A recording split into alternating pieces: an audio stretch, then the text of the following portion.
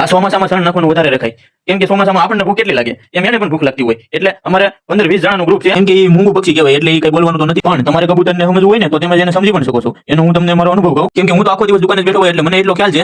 એક દિવસ મેં જોયું કે એક કબૂતર આકાશમાં ઉડે છે, પણ એ કબૂતર એટલામાં ચક્કર મારતું હતું જ્યાં હું ને કીધું બે સણ નાખી છે. એટલે જેવી જ મેં સણ નાખીને ક્યાં તો કબૂતરનો ઢગલો થઈ ગયો. એટલે એ કબૂતર ખાલી જોવા જ આવ્યું હતું કે સણ છે કે નહીં. એ કબૂતર કેટલા આવ્યા હતા એનો હું તમને વિડીયો પણ બતાવીશ. એટલે ખાલી કબૂતર સણવા નથી આવતા, પણ મોલ આવે છે, ઢેલું આવે છે, પણ બીજા પણ પક્ષી આવે છે.